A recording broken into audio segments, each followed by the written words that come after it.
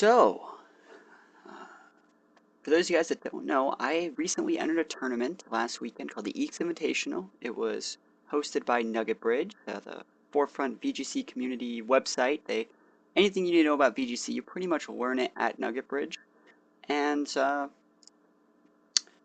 yeah, I didn't do as well as I would have liked. I made a team that I thought was really going to do well, and I ended up just like barely getting top 8, and that's not even what I wanted. I wanted to win, and you can see my team in the little Pokemon Showdown, a little preview up here with Gastrodon, Rotom, Washu, Lucario, Sceptile, Mamoswine, stuff like that. I really thought this team was going to, be the best there ever was, and it just really wasn't. So what we're going to be doing tonight is going over the team. You're going to look at it from head to toe, start to finish, everything about it, each move, each EV, everything about it, their natures, and I'm going to go down the list and I'm going to say why I pretty much said what I said, why I brought what I brought, and why I feel that this team is still really good. Maybe it was just a little bit ahead of its time. So, without further ado, yeah, everything's set. All right, everything on Azubu is set. Sometimes Azubu takes like a second to register that I'm actually online, but it looks like everything's going good. So, like I said, I got top 8. I wanted to do better. This is my team. We're going to be going over replays tonight. I'm going to be breaking down each turn in the game, saying what I did, what I expected my opponents to do, and like what actually happened. And I think I have about 10 replays for you guys. So we're going to start this off right now. We're going to look at my team. Looking at this team, we see, well, before we even look at the team, let's start off how to even build a team. What is a team? A team is, 6 Pokemon you put together, but how do you start one? Do you just pick a Pokemon and be like, I like that one. It's good. I'm going to make a team around it. That's one way to do it, but I think it's a better idea to pick a Pokemon that's good and build a team around that.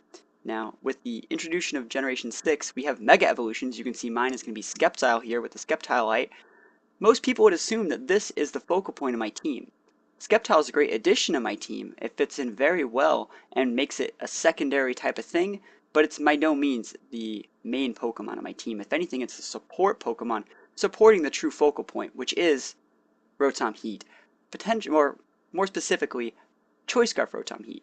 For those of you guys that don't know what Rotom Heat is, well, Rotom is one of the best Pokemon ever in the history of VGC.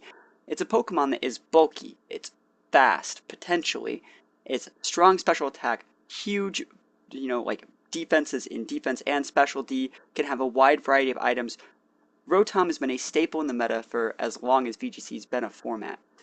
And I figured that I'm just going to make a team around Rotom Heat, because I think it's the best Pokemon. Right now, I think Rotom can do the most. I think that's a fair assumption. I think Rotom Heat, depending on what item you put on it, can do more than most Pokemon in the meta. So I decided to build a team around it. And when building a team around Rotom Heat, you're going to look at its ability, which is Levitate, right? So it cancels out his weakness to ground type move.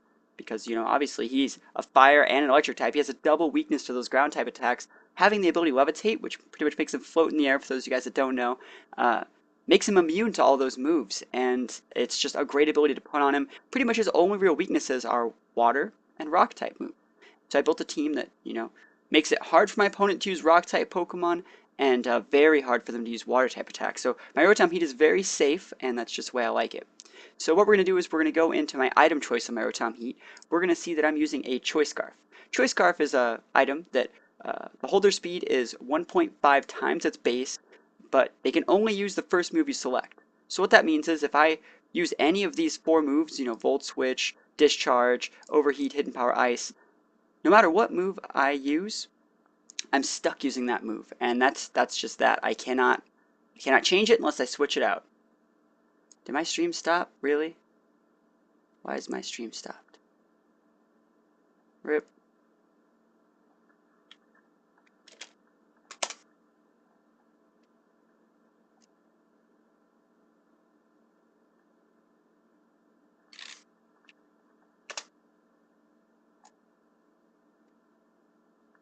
Hold on, guys.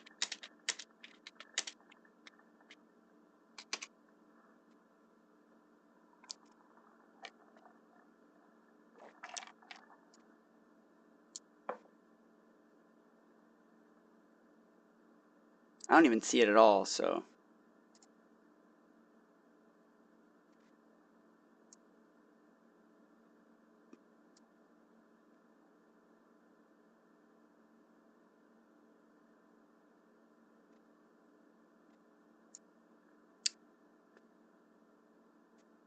One sec. Alright, whatever, guys. I guess we're back. I don't know that we're back, but,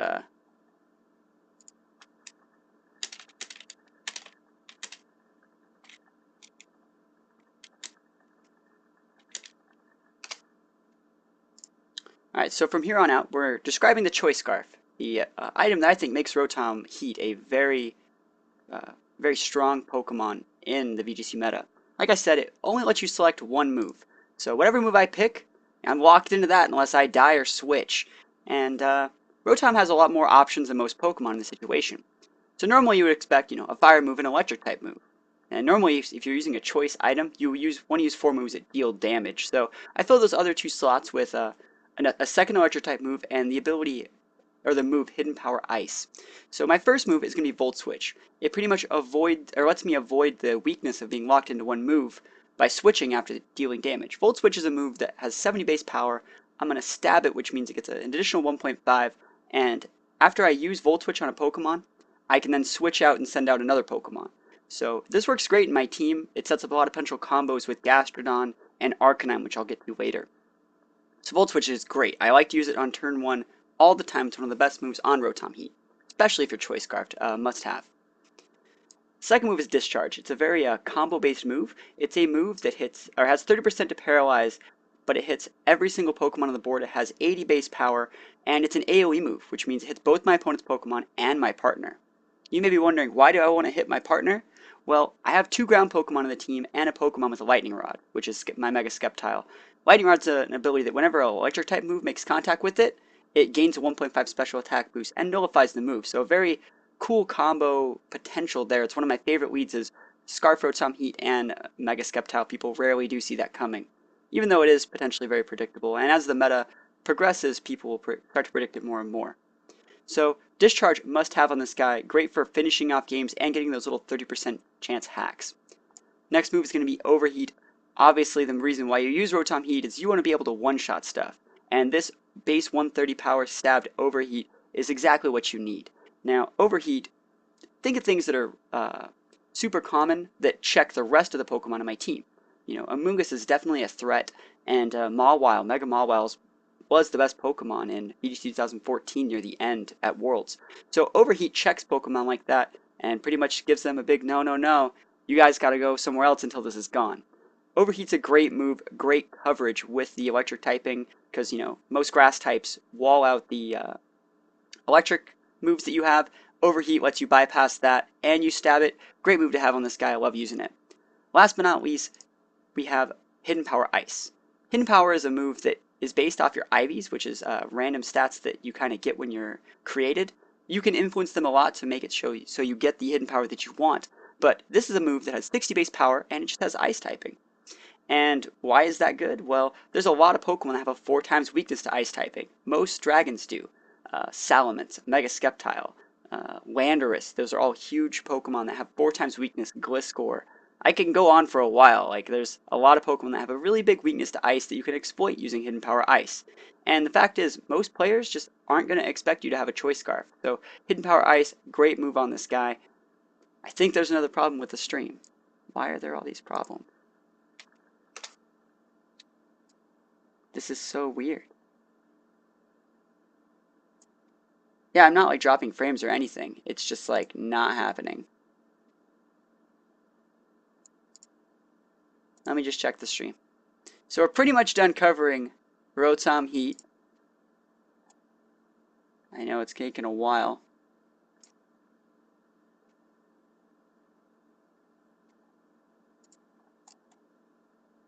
Alright, whatever.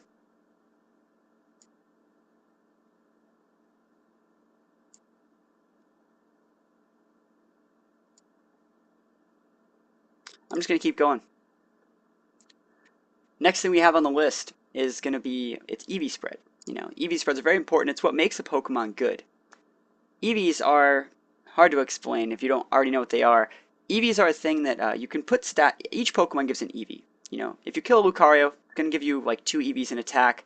If you kill like 600 Lucarios, you'll be fully EV trained in attack stat. And this is pretty much what, I know it's really hard to get that concept right off the bat, but EVs are a type of thing that let your Pokemon get stats. And hold on, I'm gonna answer a question in chat. When should you use your first overheat? Well, you should only use overheat if you're prepared to switch. Like, if they have a Mawile on the board, I would say use overheat. If it's the first turn of the game, I would say use overheat as soon as possible. Because it would really suck if, like, let's say you have 3 Pokemon left. You have Rotom, a partner, and one more Pokemon. You use overheat that turn, they knock out your partner. You have to send out the last Pokemon on your bench, and you can't switch out your Rotom to refresh the -2 special attack drop from overheat. And that's really bad. So I would say use overheat as soon as possible, if it's the right move. I'm going to get back to EV training. I'm just going to show you guys my EV spread if this is just how EVs work. I have 252 special attack, which is full special attack with nature, making it modest. A little bit of special D just because there's nowhere to put that 4. And 252 in speed. Because I'm choice scarfed, I want to be as fast as possible, but I don't really need the nature added onto that, giving me the 10% boost. Modest is great. It boosts the power of all these moves, and it's exactly what I want.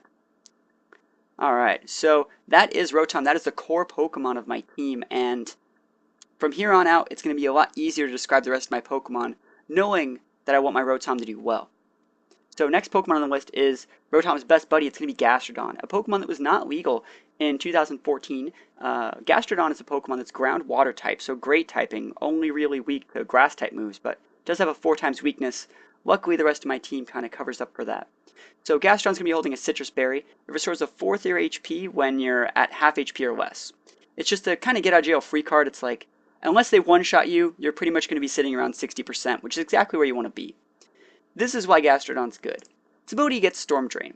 This Pokemon draws water moves into itself to boost its special attack by 1, and it's also immune to water type attacks. So remember how we said Rotom's biggest weakness was water type attacks?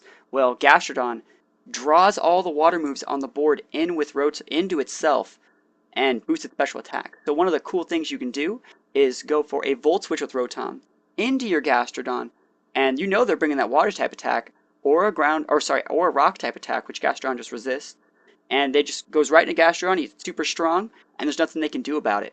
So these guys are a great combo. They're even a great lead going for a discharge combo because Gastrodon's unaffected by the discharge. So Storm Drain, great ability. Gastrodon, great Pokemon. From here, we're going to go look at its moveset. It can have Protect, obviously, unless your choice, you want to have that Protect because it is doubles. You want to have Scald on there. Scald is a 80 base power special attack that has a 30% chance to burn. It also thaws the user if you happen to get frozen from an Ice Beam, which does happen. Recover is a move that I sometimes use. I don't know if I used it actually this tournament because this is just like the team I was thinking about bringing. I might have used Muddy Water instead, but Recover is a good option. Muddy Water is also a different option. I think it's like an 85 that hits both, has a 30% chance to lower your opponent's accuracy. Very good move. And Ice Beam's the last move. Got to check those dragons. Garchomp's really good. Salamence is really good. Gliscor's really good. All these Pokemon need to be checked by this ×4 attack, potentially one-shotting them. EV spread's pretty simple. I went with a full HP defense just because I wanted to wall out those T-Tars, those Garchomps, and those Mega Salamences and those Kangaskhans. I just went with a physical wall. I felt my team didn't really need a special wall. I probably could have put some points in special D, but for what I wanted to accomplish, this EV spread worked great. Full bold, full defense, as strong as you can possibly get to wall out those physical attacks.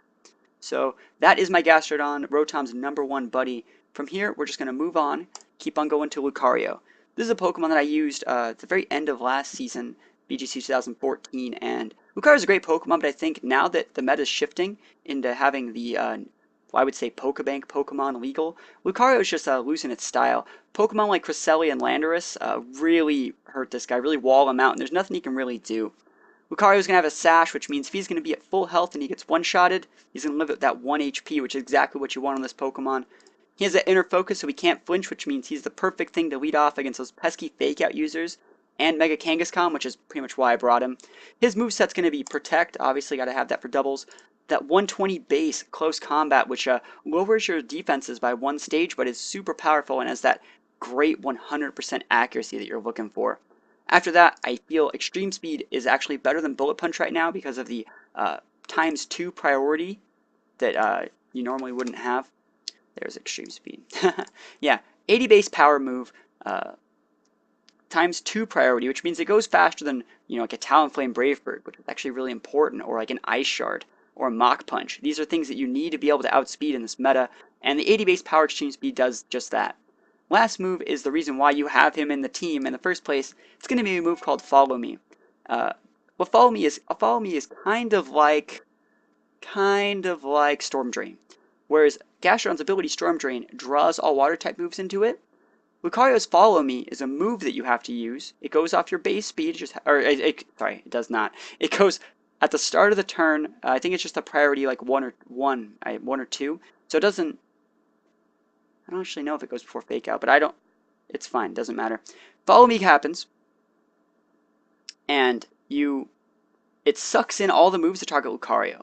So let's say I want to leave with Skeptile, but I don't want to get Ice Beamed, and I know they're going to Ice Beam me, and there's nothing I can do about it. You lead with Lucario and Skeptile, or Rotom, or what have you. You use Follow Me. Any move that would target any of your Pokemon will then target Lucario for the rest of the turn. Why is this good? You know Lucario is a pretty fragile Pokemon. Remember, he has this Focus Sash, which means he's going to be able to live through 2 attacks. And that means both of your opponent's attacks are going to have to target him since he used Follow Me, which is just what you want. He's pretty much a sacrificial lamb that can kind of fade away extreme speed right before he dies. And like I said, he's fading out of the meta. He's not as good as he used to be, but he's still a great Pokemon and one of my favorites. Eevee spread's pretty simple. Full attack, adamant, as strong, physically strong as possible, while just putting the rest of the points in speed because you don't really need to put them in HP if you have the Focus Dash.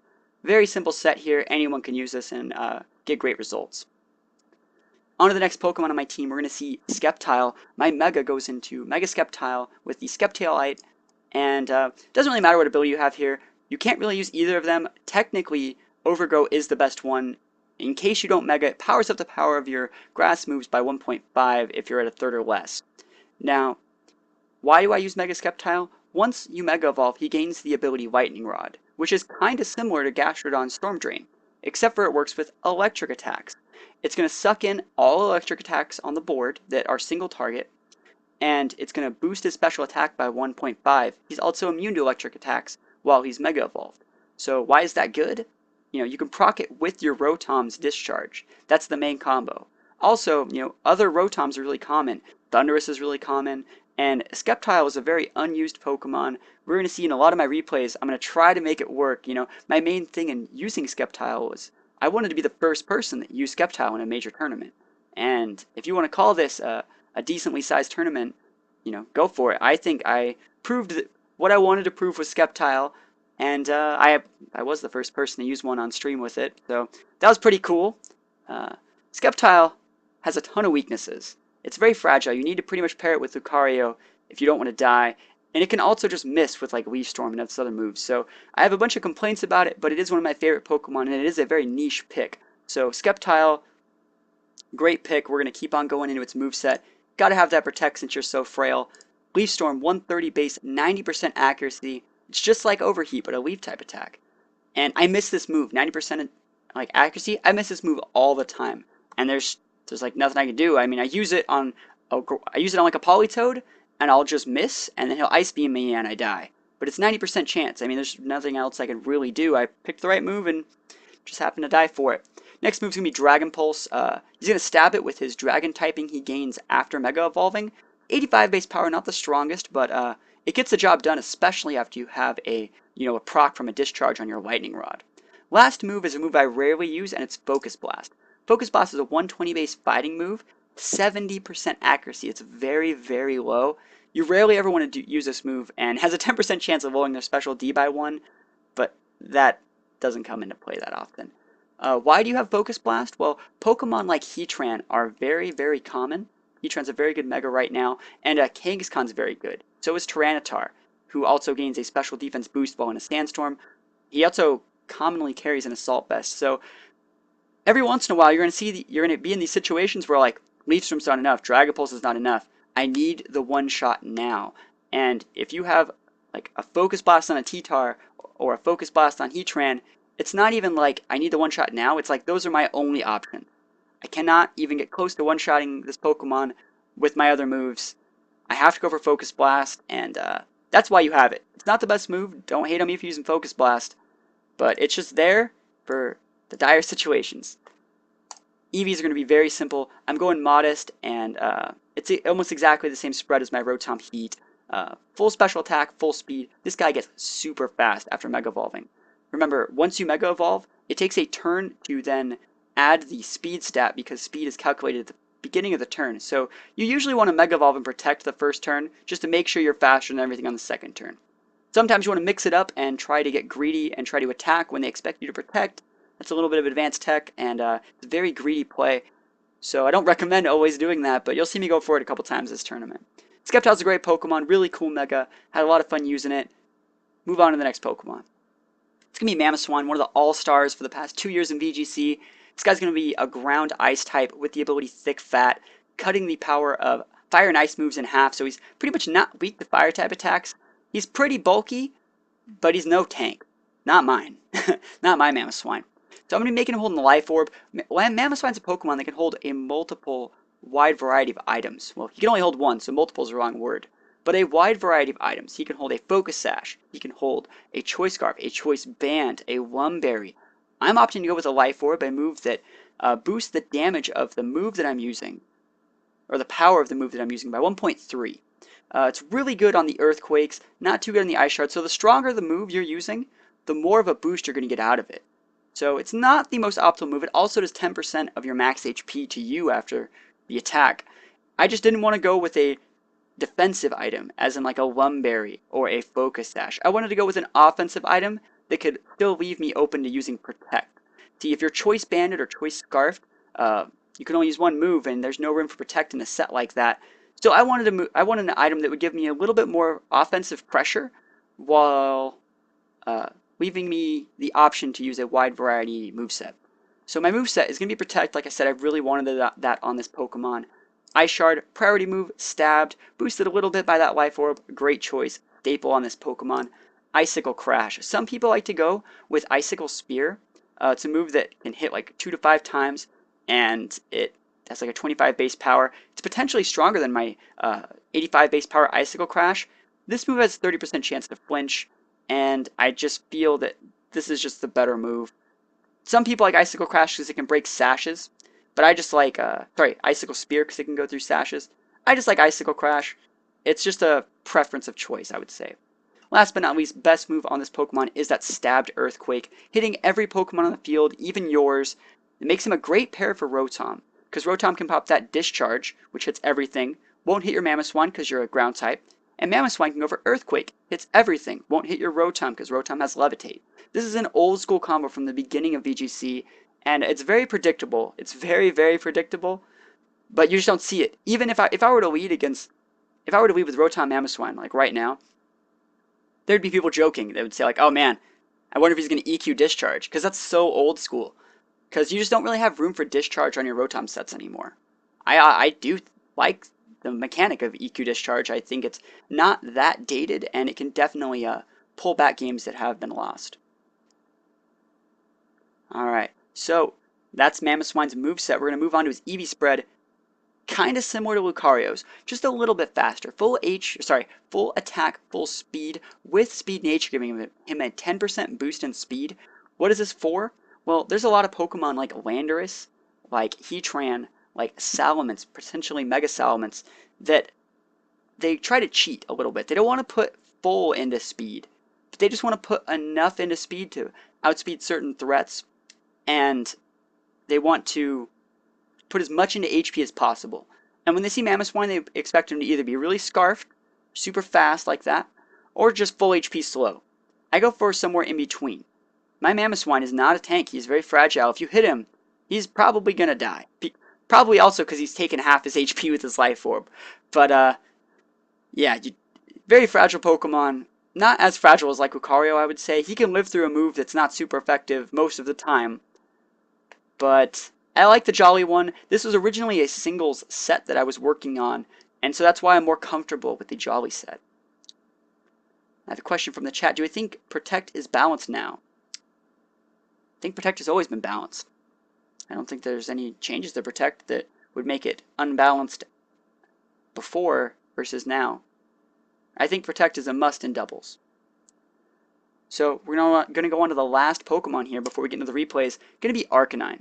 Now, a lot of players at the tournament questioned my Arcanine pick. They were like, why don't you use a Camera? Why aren't you using Heatran? There's plenty of better Pokemon to use than Arcanine, especially with the prevalence of Milotic, which is probably the biggest counter to this Pokemon ever. Milotic gets competitive, which means if you intimidate it, it's going to get a ×2 special attack, and then you're just fighting a Milotic with an Arcanine, which is not where you want to be. So Arcanine, Mono Fire type, gets Intimidate, which means it's going to lower both of your opponent's Pokemon's attack stat by 1.5. You need an Intimidator in your team.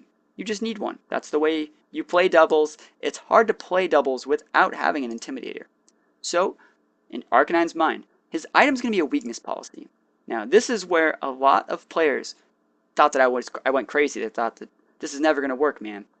Weakness policy is an item that says once you take a super effective attack, sharply raise your attack and special attack stat. Happens one time. So I looked at Arcanine. I'm like, what is he weak against? Water type moves. Those hurt. Ground type moves and rock type moves. Now, if I can avoid the water type moves through the use of Gastrodon and its Storm Drain ability, which I do all tournament and at pretty much every game I play with this team, if I can avoid those water type moves and focus solely on trying to switch in on rock type moves and ground type moves, most preferably Rock Slide and Earthquake, which have split damage, get an Intimidate off on the user, I'm only going to take 20 or 30% from that move, even though it's super effective, because they're intimidated and it's an AoE move, which means it does less damage. If I only take 30% and I get a free Swords Dance on a switch in from my weakness policy, I can just start one-shotting everything. There's nothing in the way of this Arcanine. So we're going to look at its moveset. I won't Protect on this guy. It's not always time to just start one-shotting everything. You need Protect. You need Protect if it's doubles. It's just how the game works, guys. Flare Blitz, stabbed 120. You take a third of the damage as recoil, but this move has 100% accuracy and a ton of PP. Great move. Arcanine didn't used to have this move a couple gens ago, and now that I got Flare Blitz, I really like it. This is the move that makes him work. People forget that he gets this move as a egg move, and it was a bit of a pain to breed it onto him. But he gets Close Combat. You know, you saw it on Lucario, 120 base, 8 PP, 100% accuracy. Going to lower my stats once I get hit. So if I use Close Combat once or twice, I'm going to want to switch out. I don't really want to stay in. But once your stats are lowered like that, it's a great time to bait your opponent into attacking you and going for a Protect to waste their time. So Close Combat gives them that secondary, you know, most of the time you think like Tyranitar, oh, that's a great counter to Arcanine. You can just hit him with rock type attacks. Arcanine can't do anything because fire type attacks don't work on rock types. You can just Close Combat one shot the T-Tar. I do it in the tournament a couple times. So people forget the Close Combat's on there. Opens up his move pool, makes him not useless in the rain, which is great. And last but not least, we have Extreme Speed. You saw it on Lucario. This Pokemon is actually a ton like my Lucario. And once I phase Lucario out of my team for next season, I'm probably still going to keep Arcanine. I really like it. Extreme Speed, Priority 2, 80 base power. After I get a Weakness Policy proc, this thing one-shots most sweeper Pokemon. And the way it works is, I just like to use Arcanine as a wall breaker. If they're like a sweeper type Pokemon, like if they're using like a Sceptile, kind of like I am, after a Weakness Policy, I can one-shot with Extreme Speed. If they're using a wall, you know, like a Cresselia, I'm going to do about 80% to that guy with this +2 Flare Blitz. So I can break the walls, I can break the sweepers, I have the Intimidates, I have the HP, I got the bulk. This is a great Pokemon with great coverage, and if Rotom wasn't the focal point of my team, I'm sure I would base it a lot more around Arcanine. Going to the EV spread, standard right here. A lot of people would expect to see me put points into speed over HP, but like I said, I need to be able to switch in and take damage. The point is taking damage and still being able to deal it. So, and also you take a ton of recoil damage with Flare Blitz. So you got to go the full HP and rely on Extreme Speed for giving you the speed you need to be competitive. Like I said, guys, Arcanine is a great Pokemon. You're going to see me use it a ton in these next 8 to 10 games. So that is my team. I know it took a bit longer to say everything that I wanted to say about it, but I wanted to give you guys a brief overview of what my team is, what its strengths are, what its weaknesses are, before I started the replay, because I know there are a lot of people here watching the stream that don't actually know that much about Pokemon. So I wanted to give them a little bit of a crash course lesson in how to build a team. And yeah, let's start going into the replays in just a sec. Just want to make sure everything's still alright with the stream.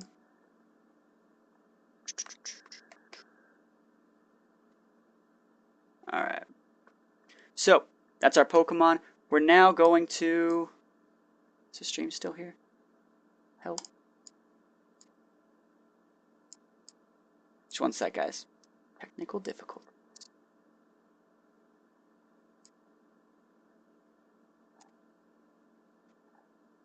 Alright, cool. My thing just like went... It said I had like 15 people watching, then it said like none. So, alright, that's the team. You guys have seen it. We're now going to go into my replays from the Invitational. Let me try and mess with this in OBS.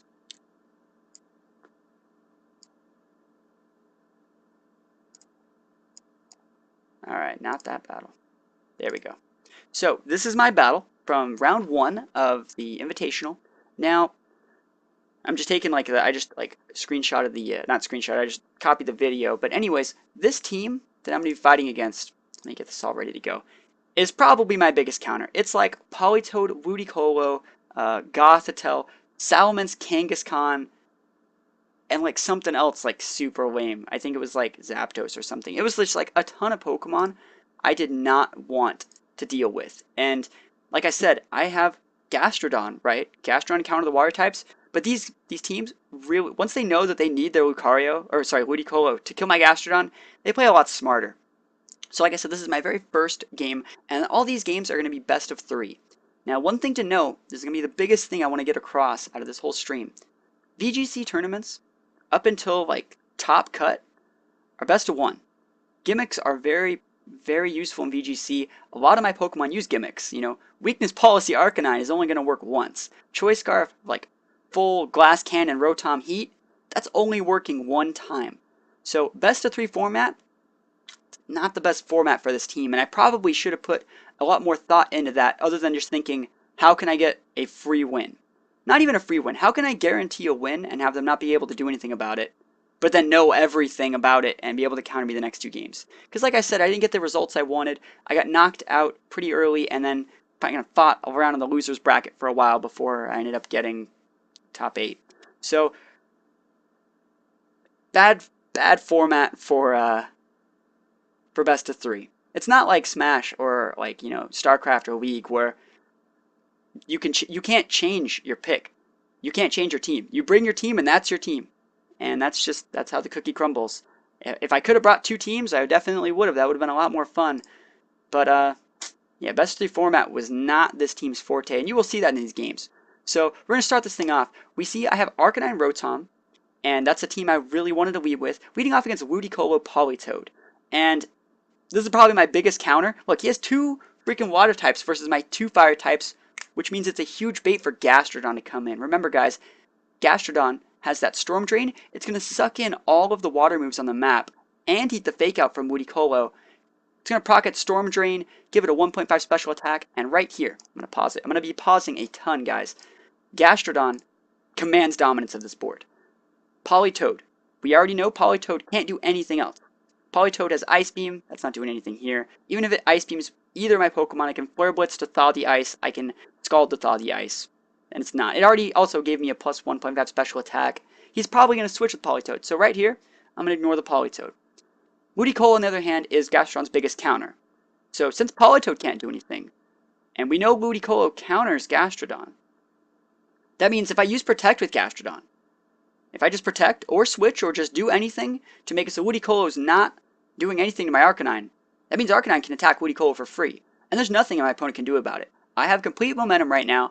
I have a Gastrodon on the board commanding field presence, which means I get a free attack onto this Ludicolo, and that's exactly what I want. It's already super low, and it's pretty much 1 attack away from being killed.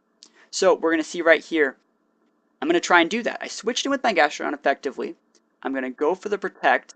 We're just waiting on my opponent. This is like a live time battle, because I just took it like straight from the whatever things. I didn't have the ability to save replays when I was there. I actually took the replays from other people. So Politoed is going to be switching out here. We already said that was going to happen. Coming into Gothitelle.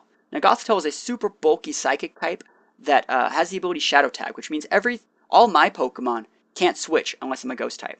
So these Pokemon on my board are stuck here. We saw Gastrodon go over Protect, just like I said it would happen, because my opponent is forced into that position, giving the information that I've given him. Arcanine gets to get the kill. Now my opponent's probably looking at this Arcanine thinking like, wow, I can kill that Arcanine whenever I want. It's in the water, it's super useless. He technically kind of can kill me anytime he wants because I have that -2 specialty and defense. But I still feel like I'm in a very good spot. I'm up one Pokemon. We're going to see Kangaskhan come in, one of the best Megas of 2014. And at this point, I can do whatever I want. Gastrodon's still commanding that field dominance. And if Arcanine dies, or doesn't die, I have the potential to come in with whatever I want and lay down the smackdown on the rest of his team. So right here, I went with a weird plan. Kangaskhan obviously always has Fake Out, and I'm thinking my Gastrodon just use Fake Out or use Protect, so its Protect's gonna pretty much be on cooldown. You never really want to go for that double Protect. So I went for just leaving my Arcanine a chance to attack the Kangaskhan. I went for the close combat on it. I would say it's a greedy play because I could have Protect with Arcanine, but I knew if I were him, I would try to hit the Arcanine. Like I could have saved my Arcanine by protecting, but I figured even if he kills Arcanine, Gastrodon's still going to get a chance to attack, and the 1.5 Scald in the rain is doing half of Kangaskhan's HP. That's huge freaking damage onto that Kangaskhan, and that's just what I want to see. I'm definitely in the driver's seat right here, and from here I'm going to send out my Mamoswine. I'm thinking I'm full speed. Looking by how much that did, he's probably pretty invested in, HP. I'm probably faster with my Mamoswine. So what I'm thinking is I can just go for a kill on Kangaskhan. Unfortunately, this guy, is the god, and he's going to weigh down a really cool turn. So he's going to go for a Helping Hand with his Gothitelle, right? Helping Hand is a move that powers up your Pokemon's attack by a 1.5, and he's actually faster than me. He's a full speed set, and normally Mamoswine would be faster than most Kangaskhan sets, which is why I thought I was fine here. Mamoswine dies for free, gets Drain Punched. You saw Kangaskhan's health went all the way back up to full, and yeah, I just lost Pokemon for free there. My Gastrodon uses Scald. I targeted the Kangaskhan again, and yeah, I mean, I'm pretty much the same exact place I left off, but a Pokemon down. So at this point, I think I'm losing, but it's still a free game. I have 2, he has 3. Now for the MVP Rotom to come out. Now remember, whatever move I use, I'm stuck using until my Rotom's dead because I am Choice Scarfed. But that does mean I'm one of the faster Pokemon on the board. Rain's almost gone, which means there's no more Swift Swim shenanigans that are going to be coming in. We see Gothitelle switch, going into the Politoed. Now, I don't know if Politoed was the correct choice here. We're going to see Kangaskhan Protect. I don't know. Maybe he thought I was going to overheat his Gothitelle or something. I have no idea what's up with that, or burn it, or something weird. And he figured he needs Gothitelle more than Politoed. Anyways, Rain's going to stop. Obviously, I'm not going to get a chance to hit Kangaskhan that turn. But starting up this next turn, Rain is gone. I'm going to start trying to clean him up. Kangaskhan's pretty low. He doesn't know that I'm Scarfed yet either. That's one of the biggest important things about this turn, is he doesn't know I'm Scarfed. Which means this Volt Switch coming in on the Kangaskhan, we already knew that. I'm pretty sure that would have killed anyways. You saw me get the crit. Since he's faster than my Mamoswine, that means he's full speed, full attack. Full speed with Jolly. That's the only way he's faster, because my Mamoswine has nature. Since he has all that investment in speed instead of HP, that means he's pretty fragile, which means my Volt Switch would have definitely killed. You may have asked, why didn't I use Discharge? Discharge does have a higher base power, but it splits the damage across the board, which means I probably wouldn't have killed the Kangaskhan, and my Rotom could have died. So these are the last 2 Pokemon for each side. We're going to see Gothitelle come onto the board, and this is actually a really cool way to end this game. So I'm thinking I win. I don't think he can do anything to me because my Gastrodon has so many boosts right now. I'm just going to go for a Volt Switch onto the Gothitelle because I am Choice. I'm stuck using that. And we see Perish Song come out. For those of you guys that don't know, Perish Song is a move that once every Pokemon on the board hears it, they all faint after 3 turns. So they would faint in order. So my Rotom is fastest, would faint first, then probably Politoed, then Gothitelle, then Gastrodon because Gastrodon's the slowest. So I saw him Perish Song and I'm like, well, this just guarantees me the win. But I'm still going to try and kill all his stuff. So he goes for the Thunder Wave, right? Onto his own Politoed. Why would he do that? Well, like I said, Perish Song's based off speed. So if he paralyzes his Politoed, that means Politoed's speed will get cut by 1/3. Politoed will be slower than Gastrodon, and that means, even though it looks like I'm going to win this game, if I don't kill all his Pokemon within 2 turns, I lose, because his Politoed would die last from the Perish Song and he would get the win. So in this situation, I have to win. I have to win right now. I know Politoed has some sort of choice item. It's not going to protect. He would have done that like 5 times this match already. I'm just going to go for the nuke on Gothitelle and go for that Volt Switch. I'm so lucky to have burned it next turn. You have no idea. He goes for a Psychic just because there's no other real move to use. And it gets a special D-drop. It's no big deal here. My Gastrodon we see is faster than Politoed. And that Scald, remember, I am like 2 or 3 times boosted by the Storm Drain. And Politoed has to use Perish Song because he's choiced. This is my last turn to win the game, and it's getting close. I have to one-shot this Politoed this turn with Volt Switch and Scald, or else I just lose the game. So, take my time to put my moves in correctly. Go for that Volt Switch. Remember, it is stabbed, super effective. Volt Switch is going to hit pretty hard. It doesn't get the kill, but Scald will be able to finish it off.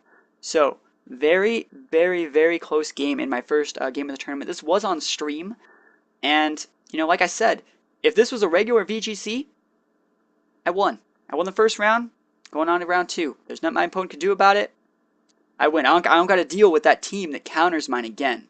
But this is best of 3 format. I got to fight this guy again. He already knows I'm Scarfed.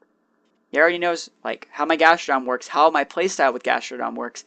I didn't bring Sceptile that game, but there's like nothing I can really do new. Like, I'm saving Sceptile for when I need it. I don't really want to bust Sceptile out right now. What's going through my mind is I'm going to try a different lead, I think with Mamoswine. There's his team preview. Yeah, he had Zapdos there. So, looking at this team, how is my team supposed to break this? You know, that's one of the things we're going to be going over on this stream. How is my team supposed to break this? It's not. It's just like, it's just not. This guy has way too much protection for his Ludicolo.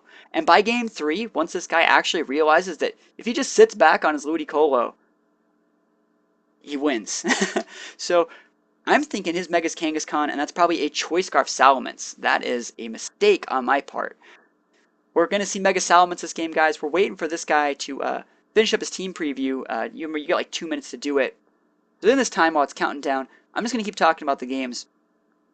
I feel like I'm ahead right now. That guy made some pretty noob plays. He let his Ludicolo die for free. I'm thinking I can get away with a lot more than I really can get away with against a player of this caliber. So I think I go with... What do I lead with? I want to say... I think I lead with Mamoswine this game. I don't remember. I'm pretty sure I lead with Mamoswine. And, you know, looking at it, Mamoswine's a great Pokemon. It's great against Zapdos in both situations. Decent against Kangaskhan, holds its own against Gothitelle, and perfect against Salamence. I think Mamoswine's a great Pokemon here. I'm like, he's not going to expect me to lead with Mamoswine. That's a fool's bet into the Ludicolo. We're going to see what happens. I think it's funny if I don't lead with Mamoswine after talking about all that stuff about leading with it, but we'll see what happens. Salamence and Gothitelle. Do I see my Mamoswine? There's Mamoswine. So it's Lucario Mamoswine, a lead that I have used a lot on ladder. Lucario has to follow me to protect Mamoswine from super nukes from, you know, Ludicolo. I thought Ludicolo Politoed was coming again, and I was wrong. Looking at these leads, let's see how it goes. Lucario cannot do anything against either of these Pokemon. They both resist close combat. Both my Pokemon are also intimidated by these Salamence. My attack is very, very low right now. And there's nothing I can really do here. He definitely read me like a book. Knew I was going to bring Mamoswine and just tore me one for it. I can Ice Shard this I can Ice Shard this Salamence or Icicle Crash it. But what would happen here if he just like switched out into something and popped a Trick Room? I would like automatically lose if I just tried to nuke this Salamence and he popped a Trick Room, like Protected Trick Room. There's so many things that could happen, and I don't have enough information. So, and remember, Shadow Tag is trapping in both of my Pokemon. There's nothing I can really do in this situation other than try and grit it out and see what happens. So, we're waiting for both of us to make our moves, and I still don't know that this is Mega Salamence. That's the biggest thing. Like, I'm telling you guys right now it's Mega Salamence, but I have no freaking idea. I think there's still a Kangaskhan. We're always like writing down notes and stuff like that. I know that there's a Kangaskhan in this team somewhere. So right here, this is the information that I've been given.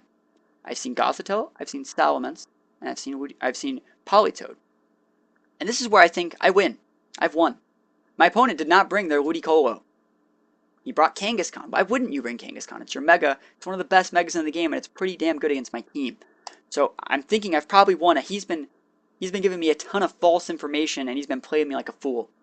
I go for an Icicle Crash on what was the Salamence slot, and you know, that's not doing a whole lot to Politoed. Obviously, that guy is at choice item. I'm assuming it's the specs, but we're going to see what happens. And you Gothitelle was going to go for a Thunder Wave of my Lucario. I follow meat just to keep him honest. I did not want Salamence Mega Evolving and just freaking double edging my Mamoswine in the face. Because if he's Jolly Natured with the double edge, I could have just died. And I knew that he was going to do it, but there, like I said, there wasn't anything to really do with Lucario anyways, so I just went with the follow me to protect my Mamoswine.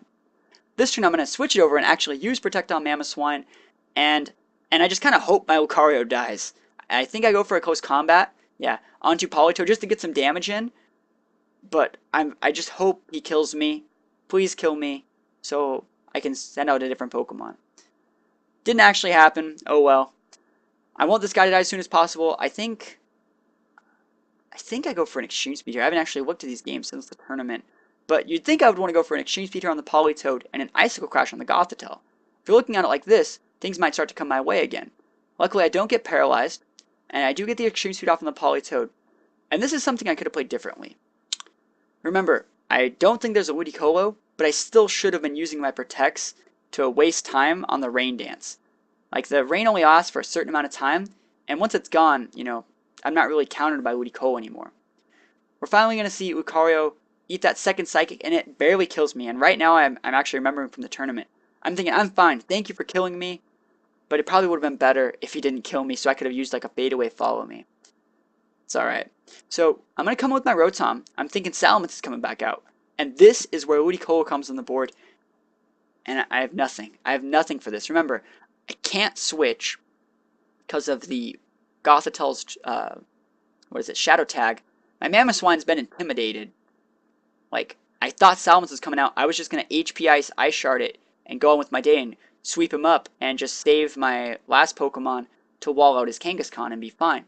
That's not the case. Remember, Ludicolo can also use Fake Out. I'm totally screwed here, and I think I used Protect last turn with my Mamoswine, so my Protect's off cooldown too. I think. I don't really remember off the top of my head. I know that I'm definitely in a very bad spot now that this Ludicolo has been revealed.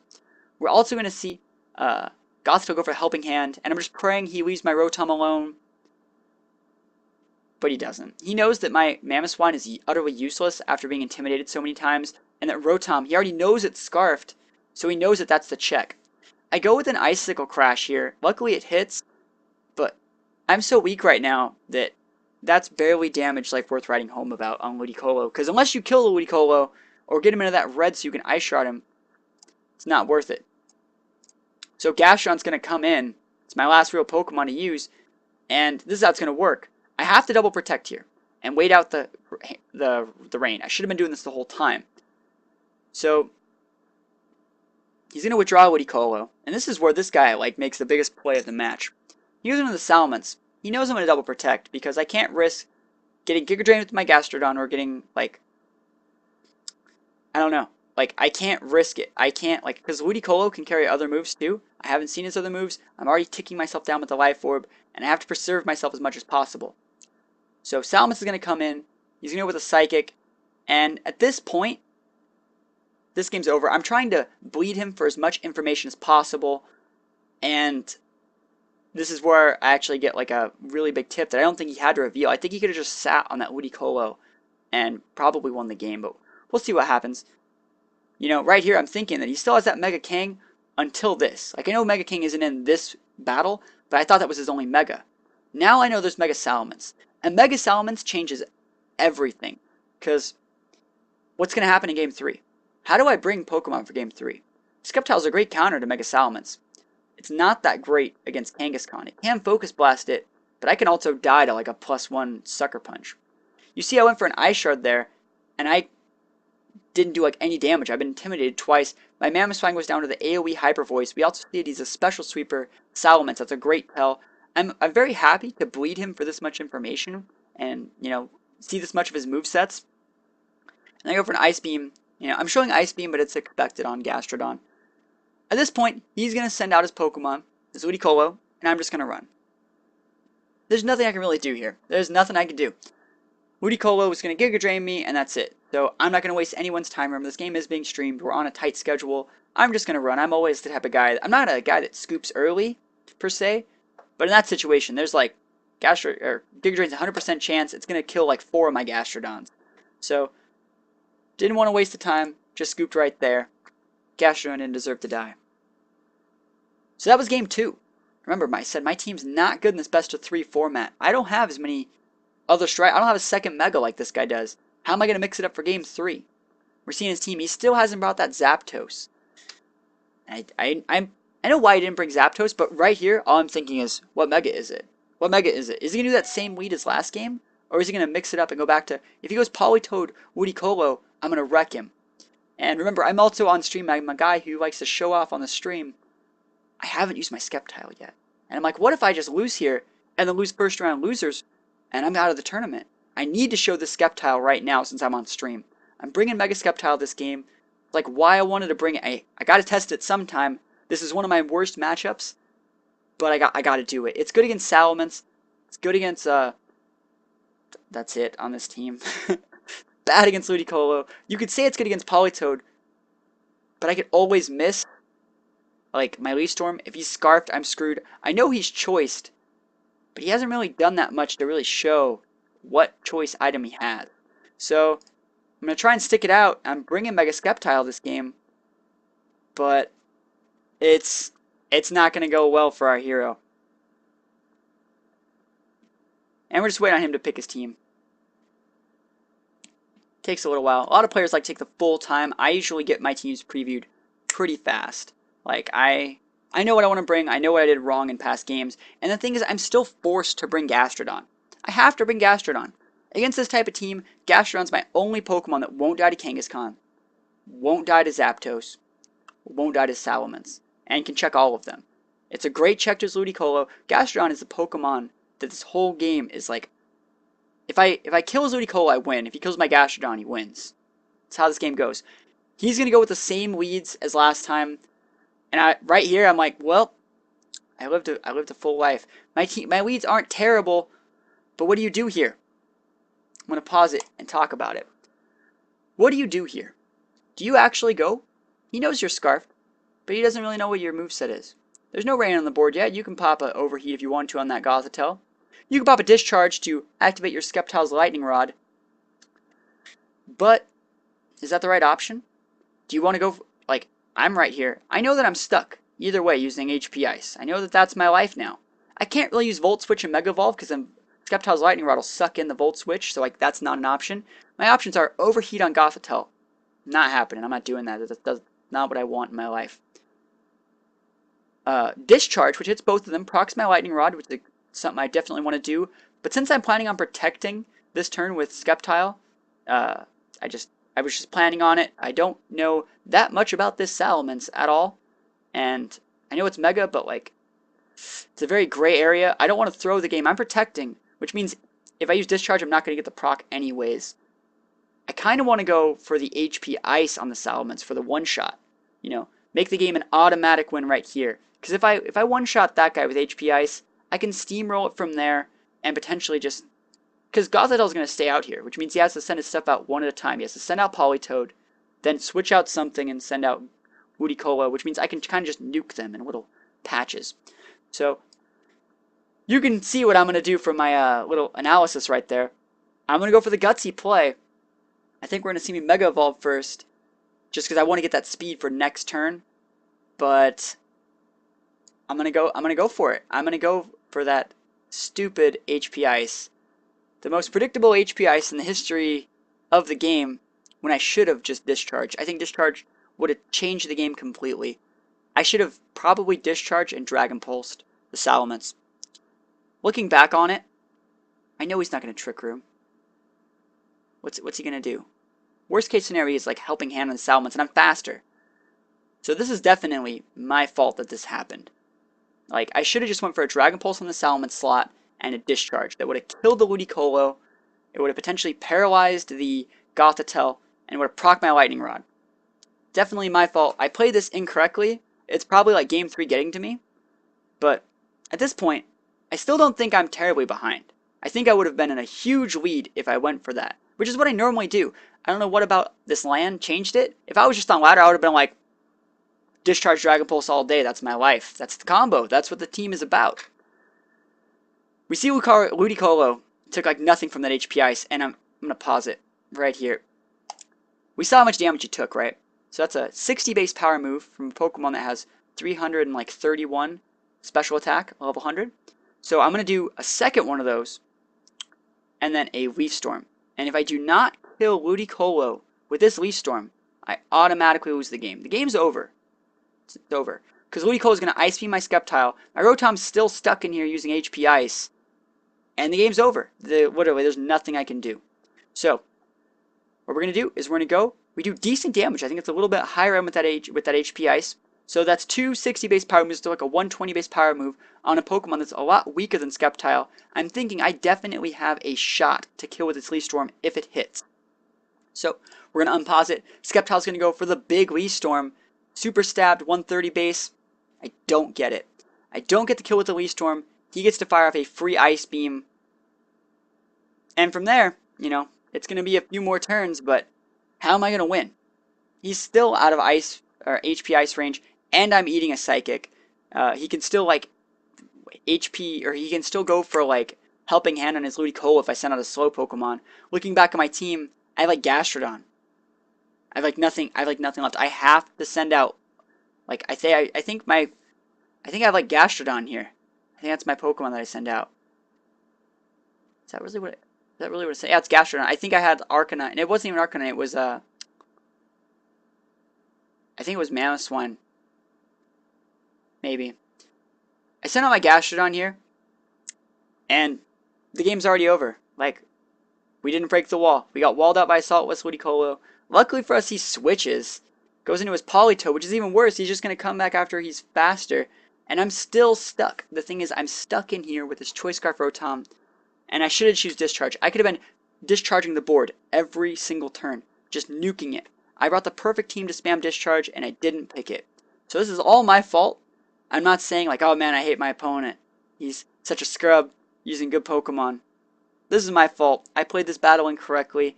I didn't have the balls to go for my original plan. I tried to get a free win off the HP Ice, which is unfortunate that that's what this game had to come to, because it's been a great series. Game 1 was very close. Game 2, we learned a lot about each other's teams. I lost pretty convincingly, I think. And there's Lucario. What am I going to do here? Like, I brought the full team to support Sceptile till the end. And I can't break him. So at this point, this is where it's game. Remember that Politoed from game 1? How it forced that Perish Song thing? He still has all 4 of his Pokemon. There's nothing I can do. This guy still has all 4. I have 2. You know what's coming. Like, the casters aren't really onto it yet, but we already know what's going to happen. There's no way I can stop this from happening. He just goes for the Perish Song with the Politoed, and that pretty much forces my GG. There's no way I can kill 4 Pokemon at like full health in 3 turns once they're also like spamming Protects on the sides. So, like I said, I'm not going to waste people's time. There's literally no way. I could crit every move for the rest of forever that I have on these Pokemon. I could like crit, burn, flinch, hacks, everything. Not going to win here. I'm just going to stop wasting time. I'm going to GG out. What was this guy's name? It was Mike something. Great player. I know he's from NorCal. He's been playing VGC for a couple years. He played a great series. And this is the start of the next replay. But this guy played a great series. He went pretty far into the tournament, very deep. And but one sad thing is both of our games had to be played on stream, which means everyone watching knew everything about our teams for the rest of the tournament. So, fun series. I messed it up at the end. Looking at what his team was, I had it. I should have just went with Discharge, Dragon Pulse, and then Dragon Pulse, and then Dragon Pulse, and Discharge, and Dragon Pulse. My team was too fast for this guy to deal with, and there's nothing he could do. Because, like, if I would have killed the Ludicolo on the swap-in, which means I automatically win because he can't kill my Gastrodon anymore. From there, I would have nuked the Gothitelle, because I know the Salamence would have protected because he doesn't want to die. Then I would have nuked the Salamence, and I would have nuked the Politoed, and it would have been over. And it would have been like a shitstorm. But, you know, that's how you play the game. You make one little mishap, and you throw. That's how VGC works. So, in the future, I just want to work on not throwing, and if I make a team, that has a combo, I shouldn't be swayed by what could happen. I should just stick to my guns and be like, this is what I train for, this is what I practice. I shouldn't try to gimp my opponent, if that makes any sense. So this puts me into losers, and this is actually going to be round 3. I win the next round in in losers bracket. I have to play against a really cool team that use Suicune Tailwind and Mega T-Tar. I get pretty cool stuff going on there. I get the win there, and I get the next round. I do good in the next round. So this is round 4 of Ubers. Damn it, losers. So I'm making my way up the losers bracket, and I'm fighting Eek. This is a guy who held the tournament. You can see my team is going to be on the opposite side. It's going to be up here. I'm the little flower girl in the top right. He's going to be in the bottom left. And the reason why I wanted to upload this game instead of the other games was because you guys don't want to see me just go like lay down the law, just like happen. I wanted to upload these games first of all because I had access to them. This is from his verse recorder. I had to message him and ask him for the replays because I didn't have it in my game yet. We're going to see it from his point of view, and I wanted to show you guys my actual worst matchup of all time. My worst matchup. Every time I play against this on ladder, I lose. Trick Room Camerupt is like the worst possible thing my team can fight against. Can't bring Skeptile against it, it's too fast. Can't bring Rotom against it, it's too fast. Trick Room is a move that makes my opponent's moves go first. Or sorry, that's not what I meant. Trick Room is a move that makes slower moves go first. I said opponent's moves go first because their teams are always set up for Trick Room. So, ugh. Slow things work, fast things don't. My team sucks against that. So we're going to start this off in just a sec. I think I'm going to play an ad and get something to drink. Stick around, guys. There's more VGC action coming up. Hope you guys are enjoying the stream. Feel free to ask any questions in chat, and I'll be right back. Just got to go get something to drink. I'm pretty hoarse right now. Be right back.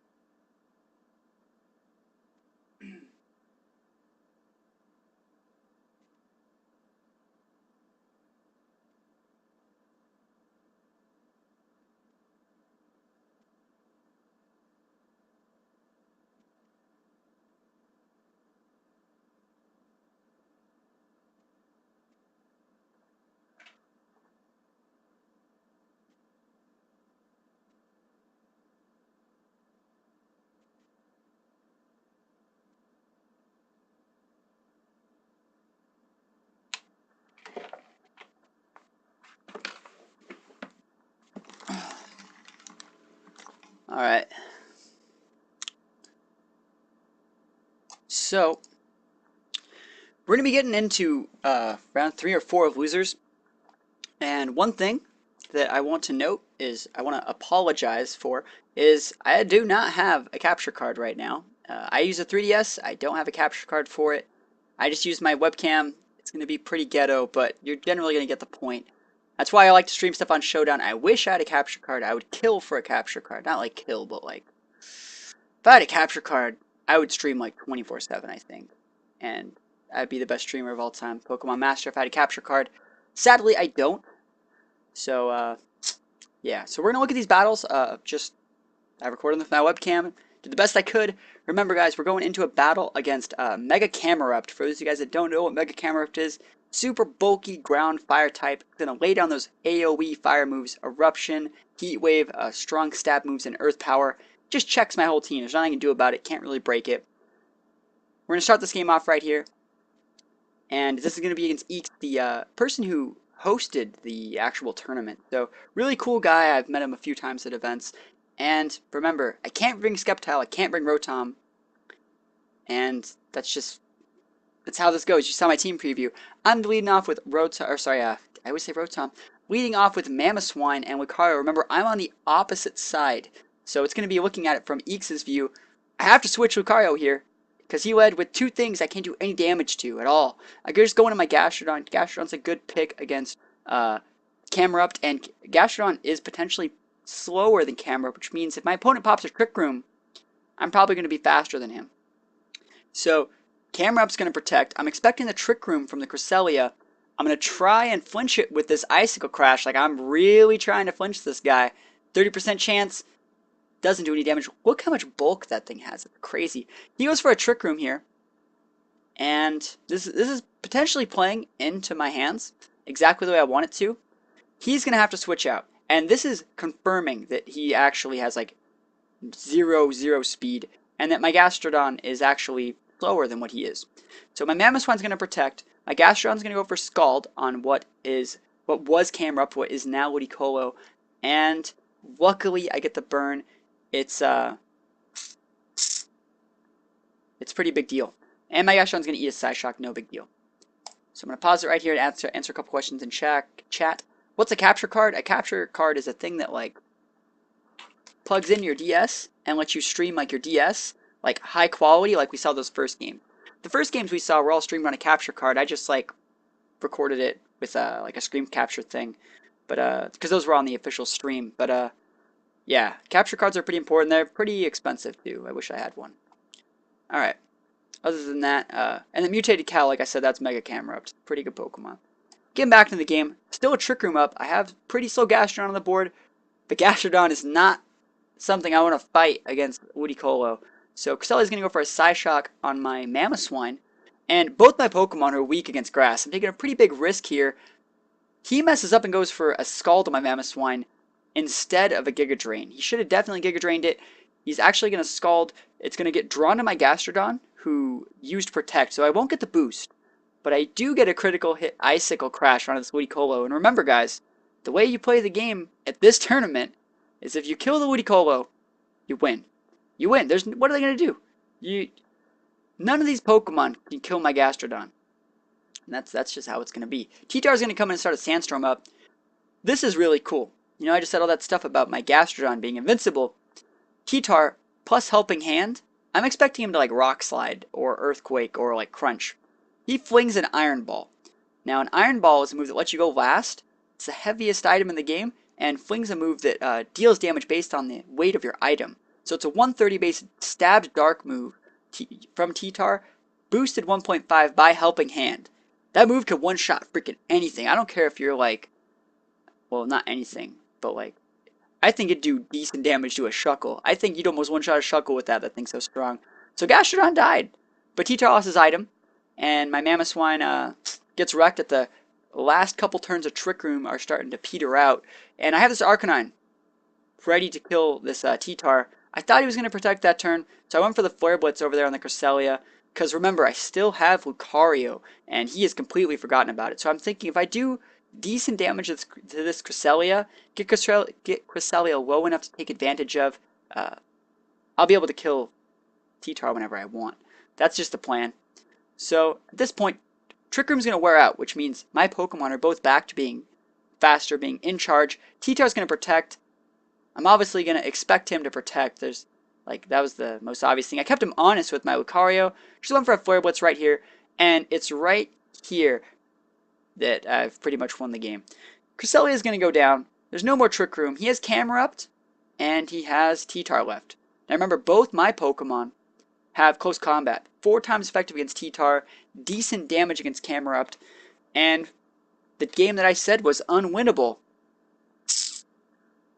well, it turned out to be pretty winnable. There's like no way I can mess this up. I'm just like using Close Combat on everybody. Close Combat's not going to one-shot him, but remember, my Arcanine resists Fire-type moves. My Lucario has a Sash.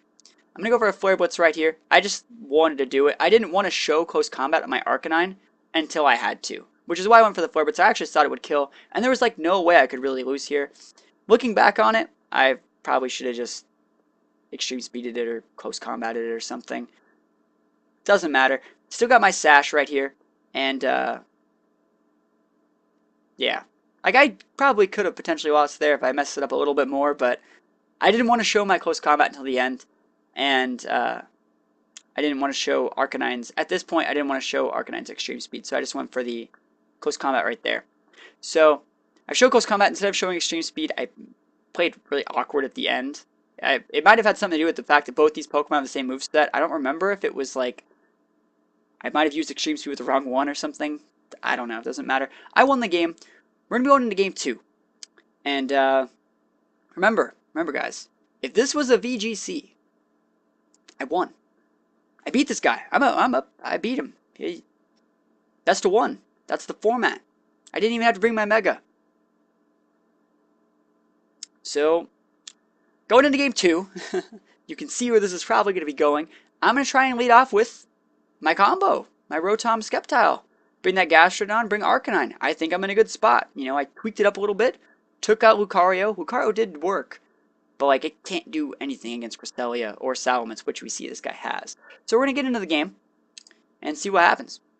I'm expecting, like, you know, I don't know if he's going to go Cresselia Camerupt, but that would suck. I think that's like the most broken lead right now. It's so good. So I lead off with Sceptile Rotom. He leads off with Ludicolo and Salamence, and I'm like, this is the like rematch of freaking game 3 of round 1 all over again. He gets Useless Intimidate off, and I'm just gonna switch. Now you're asking, I want you to know why I switched here. This is very important. You could say, you know, you could just Volt Switch out. If I Mega Evolve with Sceptile, I can't Volt Switch because it'll get drawn into the Lightning Rod. I won't be able to make contact with something, and I can't switch. Also, if you know that they're going to fake out you with a Ludicolo, there's no reason to switch. Because, like, you can't switch. Like, you can't use Volt Switch and get fake out. It'll make you flinch. So, if you were to actually go for a fake out on my Rotom, I wouldn't get to switch. I could have eaten, like, a Draco Meteor and get one-shotted by that Salamence. Remember, he also does not know that I'm Scarfed. I want to save that as long as possible. There's not that much I can really do by staying in. Like, I'm thinking he's probably also just going to go for a Scald on me. I don't even know if I want to Mega Evolve with my Sceptile yet. So it's like, I'm just going to switch. It's always safer just to switch than to show your Scarf and not do anything with it. Because that's the biggest thing. You want to sit on that safety of them not knowing for as long as possible. So I'm going to come with my Gastrodon, definitely expecting him to go for a Scald here or a Fake Out, which is what I want to see. He's going to switch out of Salamence, which tells me I'm faster than him and he knows it. He comes in with his Cresselia. So to this point, I'm going to pop that Mega Evo. And remember, this sucks still. I still have 2 Pokemon on my board that can't fight Ludicolo. I'm going to go for a Protect here. And it would have been the biggest thing if he Giga Drained me. But I knew he was going to Scald me. I knew he was going to. So right here, I'm making him choose. Who do you want to kill? You could only kill one. So he's going to go for the Helping Hand on that guy. I'm going to pop Protect with my Gastrodon. Then thinking, I got this. I got this. He's going to go for the Giga Drain. I freaking miss a Leaf Storm. I miss a Leaf Storm. You Giga Drain into the freaking right target. And I'm like, this sucks. This is the worst. I have to switch out. I really didn't want to. And I go for a second Leaf Storm. I know he's going to Ice Beam me, but I couldn't take the risk of him killing my Gastrodon. Looking at it like this, I'd have been so fine if I hit that first Leaf Storm. I would have been so fine. I would have been incredibly ahead. And he Giga Drained my Rotom. He just wanted to keep that slot honest. And then Cresselia pops a Ice Beam on my Sceptile. I expected to have Icy Wind, which is an AoE ice move, which wouldn't have killed, but Ice Beam will actually kill. So that was a little bit uncommon. It was common back in 2013 format, but not anymore. So my Mega's down. That kind of sucks. I come and get a Useless Intimidate, and I haven't shown my Scarf yet, but his Politoed's going to switch. And he goes into Salamence here to put an Intimidate on my onto my Arcanine, which is pretty lame. And I don't really have anything to show for the game so far. I haven't really shown that I'm Scarfed yet. I go for a Volt Switch, nothing big. Rotom's potentially faster than Arcanine in some situations, and Cresselia. So, haven't shown it yet. Goes into right back into my Gastrodon. And I'm going to be Flare Blitzing. I'm Flare Blitzing the Salamence. In this situation, you're asking, why would I Flare Blitz Salamence? I'm going to tell you why. Remember my moves. I have Protect. I didn't want to Protect. I wanted to deal damage. I have Flare Blitz, Close Combat, and Extreme Speed. Flare Blitz is a 120 base stab, which means it's going to go up to, it's going to go up to 180. So 120, half the power up that, goes up to 180, and then cut it in half for being not very effective is a 90 base. Close Combat's a 120 base, also resisted. It's not stab though, so it just gets cut in half and goes to 60. Extreme Speed's priority 2, 80 base power. So actually, Flare Blitz is the strongest move that I can use against a Pokemon, even though I'm intimidated, but it also has a 10% chance to burn. So that's why I chose Flare Blitz in that situation. I'm not terrible. There was just nothing else to really do. When you see Cresselias like this, you pretty much just want to ignore them, and that's the way I played it. So THATSAplusOne's going to come in. It's going to come into my Arcanine, and it doesn't really matter. We also see Mega Salamence come out, and I'm wondering right here, because I remember I won game 1, this is game 2, I just want to know if it's physical or special. Very important. So Cressella's going to Helping Hand, and once I see the Helping Hand, I can pretty much assume that it's probably going to be special. So I go for a Fade Away Extreme Speed, expecting him to potentially hit my Arcanine, and he does hit my Arcanine. So he hits me with a Draco Meteor, and there's no way I'm living through that. The Helping Hand Draco Meteor, yeah, I'm dead. So his special attack's going to fall, and one thing that's good for me that I see here is, now that Arcanine's special attack has fallen, he's going to switch, most likely. He's most likely going to switch. You also saw me go for a Scald there on Cresselia. Yeah, I don't know why I did that. Looking at it like this, I can tell you why I did it. He has Salamence, Cresselia, I have Arcanine. I thought Arcanine was going to get Salamence very low, and that Arcanine was going to pop like a Draco onto my Gastrodon, which wouldn't have killed. That's what I thought was going to happen. I thought a different scenario was Salamence just like protects. It's not terrible, and like a Trick Room comes up, or just like a free attack from Cresselia, like another Psy Shock, because it's free, because he knows I'm ignoring it. And I just wanted to get a potential burn onto Cresselia. Because I thought Salamence was going to switch, I thought it was going to protect, I thought it was going to Draco my Gastrodon, and I would have been fine.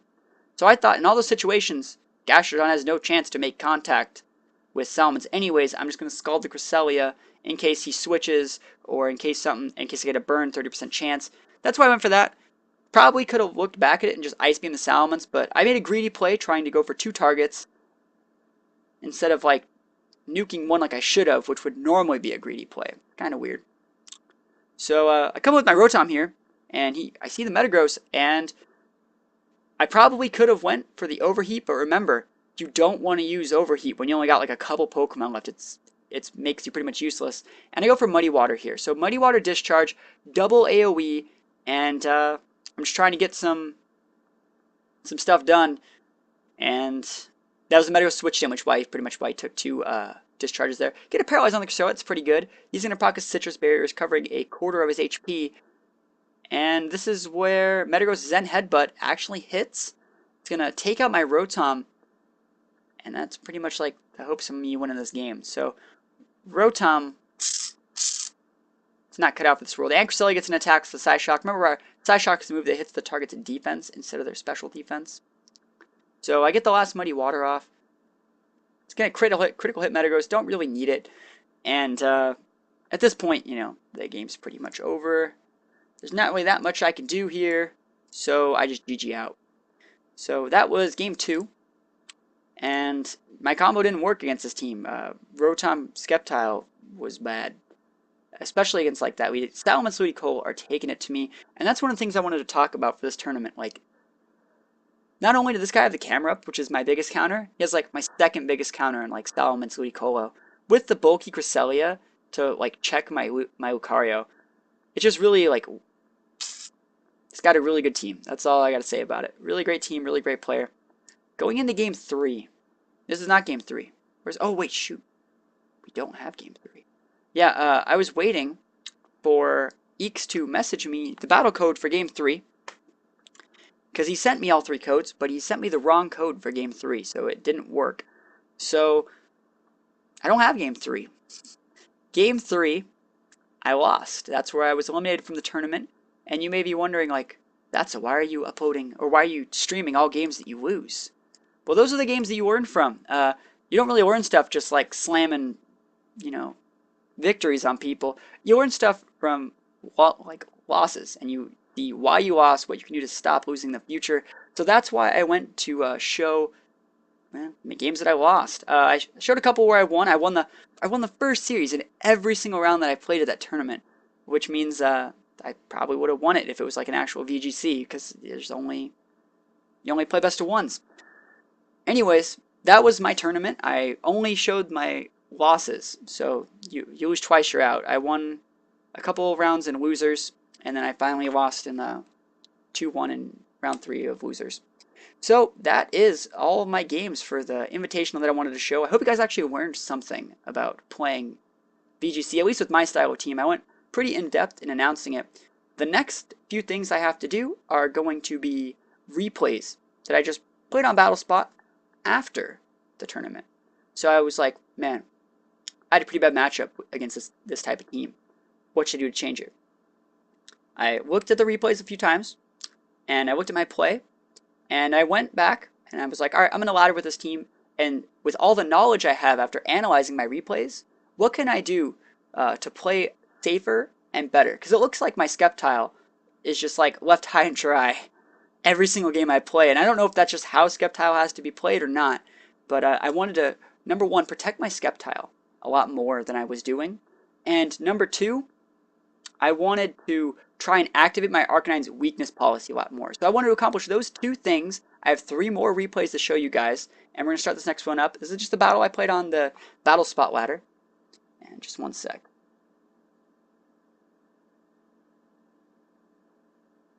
Someone had a question in chat. So, quick question. In Super Training, I'm maxing 2 stats. For example, Special Attack, Speed, and then for my last Eevee, it's giving me +6 after Super Training. I'm confused because lots of videos talk about 252, 252, 4. It's technically 6. It's technically 6. In every other Pokemon game from like Gen 5 under, you Eevee trained, it was 4. The way Eevees work, it's like every certain amount of Eevees is actually a point. And so 6 is exactly what you want to see, but 4 is just, you don't really get anything. You only get the points for the 4. So you're putting 6 Eevees in, because it can hold 6 Eevees, but you only need 4 to get the point. These 2 Eevees don't do anything. They do nothing. So that's why it says that your super training's like that. You should also just try super, or just regular training in horde battles. I'm sure if you look up guides on how to Eevee train, there are a lot more efficient ways to Eevee train than doing horde or super training. Let me know if you have any other questions on that, though. Alright, guys, we're going to start up the replays that I have of me actually winning with the team. We're going to start off me on the left-hand side against, Amoonguss, a great check, and Garchomp, a Pokemon I really thought I would see more of, Gengar and Rotom Wash. So Rotom Wash counters my Rotom, Skeptile counters Rotom Wash. Amoonguss counters my Skeptile, Rotom Heat counters Amoonguss. So we're going to start this game up. It's pretty weird leads. I also brought my Gastrodon, which is also countered by Amoonguss very hard. So we're going to see what happens. So I'm going to be leading off with Rotom Skeptile, just like I said. And he's going to be leading off with Rotom Amoonguss. So like I said, I counter his Rotom with my Skeptile. I counter his Rotom with my Amoonguss. Sorry, I counter his Amoonguss with my Rotom. But both his Pokemon counter me in the backward situation. So whoever first strikes wins. And remember, both my Pokemon are super fast. Skeptile is super fast. Rotom super fast with that Choice Scarf.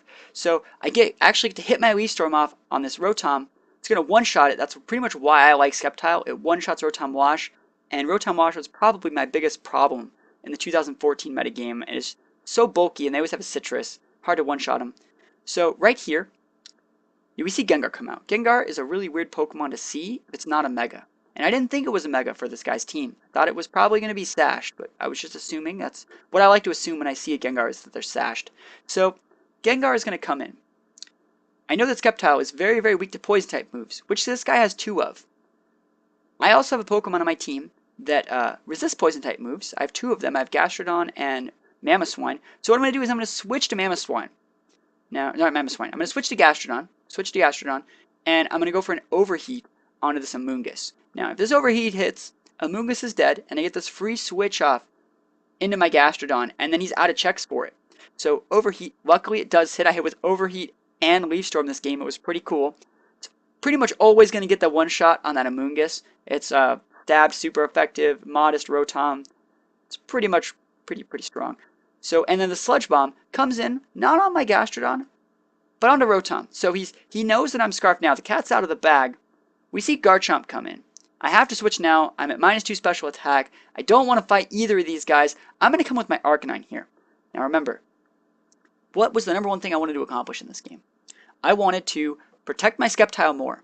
I took out Skeptile's threat, and once he sent in another threat to check my Skeptile, I immediately got out of there. Skeptile was protected. The second thing I wanted to do was activate my weakness policy more. In this situation, what I would do if I was that guy, I would go for like a Shadow Ball on the Gastrodon, and then it'd be really low, and then I would try and go for a Rock Slide on what was my Rotom. So looking at the situation, I'm like, I'm going to come with Arcanine. He's probably either going to Earthquake or Rock Slide. He's going to eat the Intimidate, and he's going to proc my Weakness Policy, which is exactly what I want to get set up. I get the Intimidate off. Remember, Intimidate lowers their attacks, which makes so I don't really take anything from these guys. And he goes for a Protect. That's fine. I didn't switch in and get my Weakness Policy activated, but I still set up everything really well for next turn. He goes for a Dazzling Gleam here just because he wanted to finish things off. It's a little AoE move. And this is where I make... Oh, let's finish off this turn. I Ice Beamed the Garchomp who protected with my Gastrodon. Now this is where I make probably one of the coolest plays of the night. We know Garchomp is going to use a move, right? Both my Pokemon are pretty healthy. I'm thinking it's going to be Earthquake because Gengar has Levitate. He avoids damage from Earthquake. So if he Earthquakes me while being intimidated, it's going to do about 30% to my Arcanine and probably about 20% to my Gastrodon. So if it does 30% to my Arcanine, it's going to prop my Weakness Policy, which he does not expect.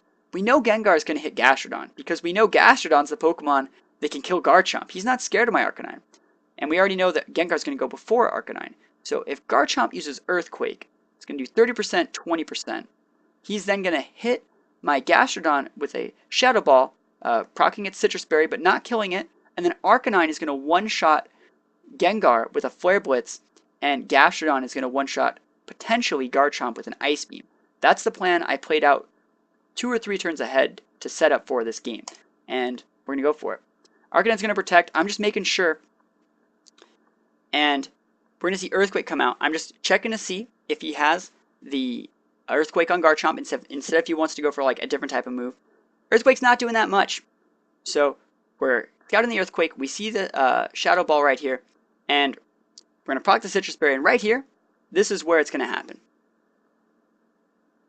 So Ice Beam's going to come out. We're going to see a Yachi Berry on Garchomp. And that is just awkward. You don't see those that often. So I'm not going to be able to kill him with Ice Beam. I wouldn't have killed anyways, but would have done a lot more. We're going to see Gastrodon go for Protect because I don't want to die to Earthquake. And there we go.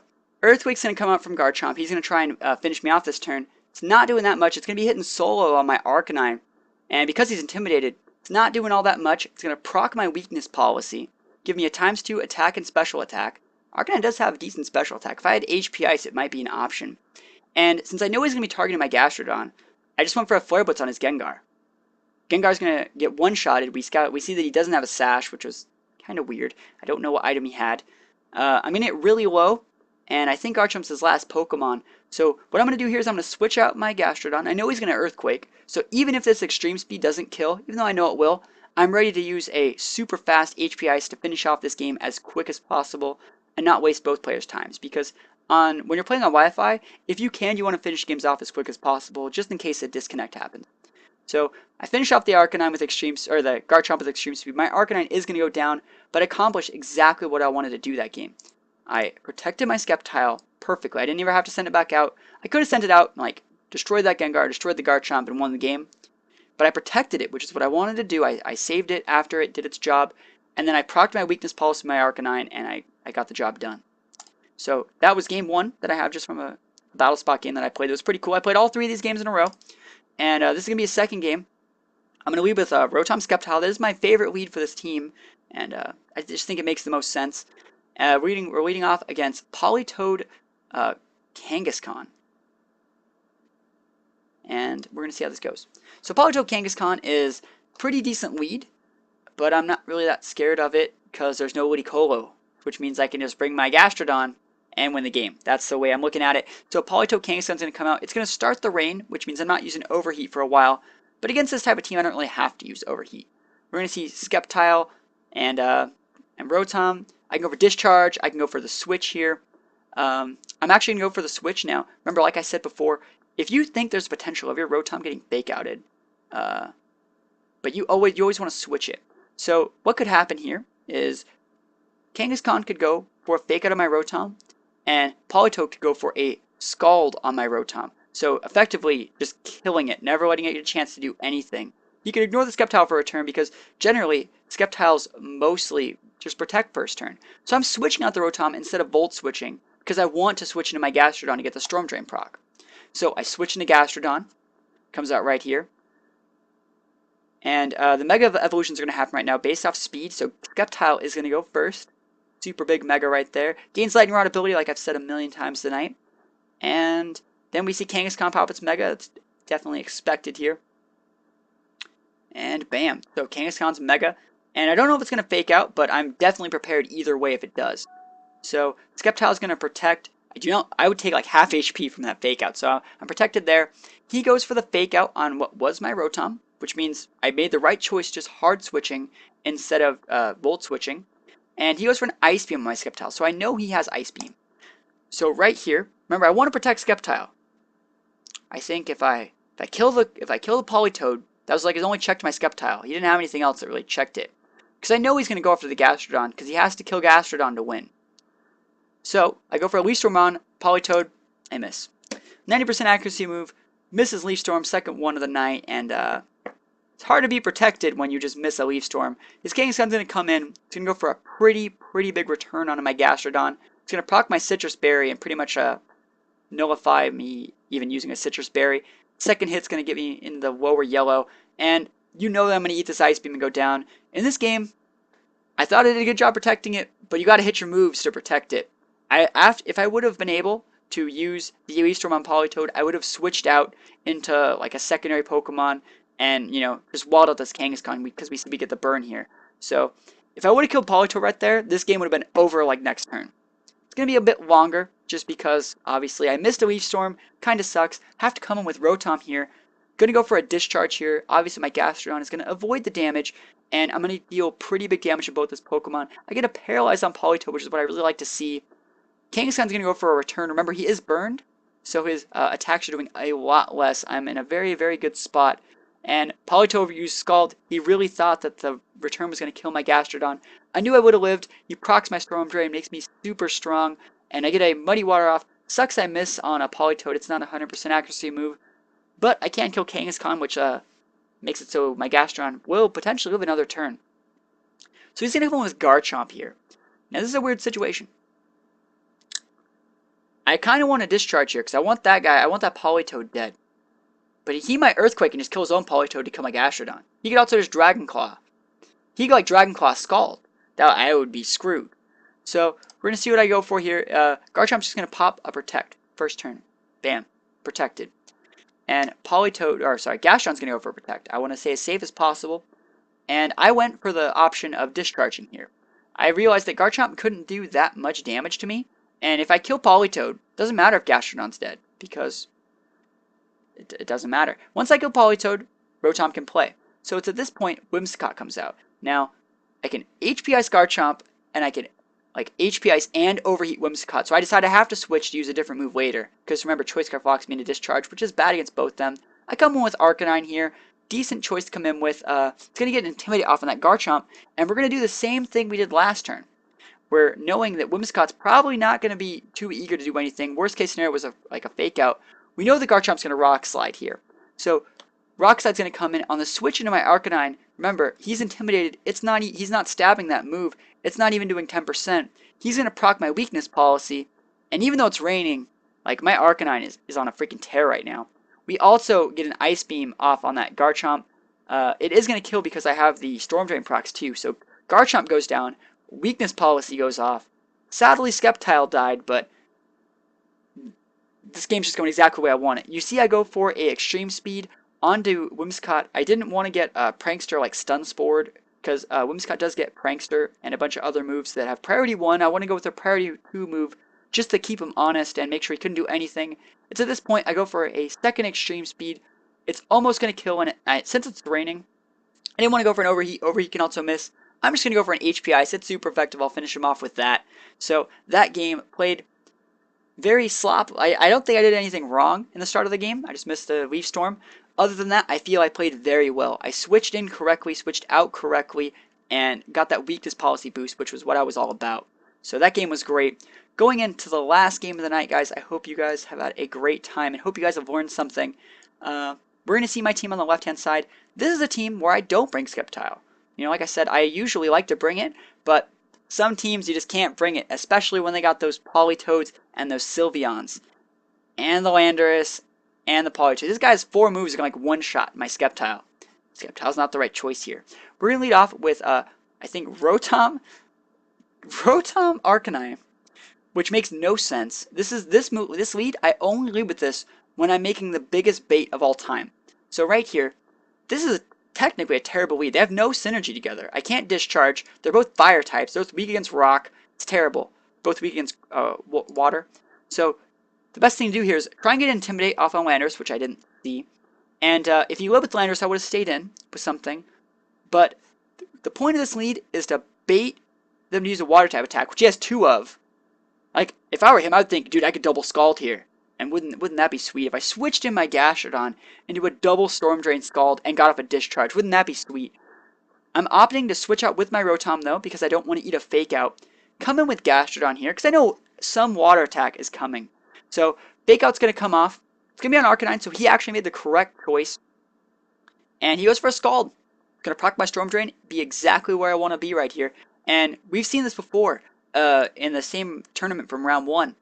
It's at this point, I feel very confident. If I Protect here, Storm Drain's still going to go into the Protect. I can just close combat this guy all day. And this is something I should have done in the tournament. It did about the same amount of damage, but I think this one did a little bit more high-end, did a little bit more damage. I do more with this close combat than I did before. Scald's going to just keep going into that Gastrodon, and I'm going to be able to use Extreme Speed to finish off Ludicolo. I think I should have realized that last time that it could have killed. Extreme Speed's going to finish off Ludicolo, and this game's going to finish off just like I wanted all my tournament games to finish off.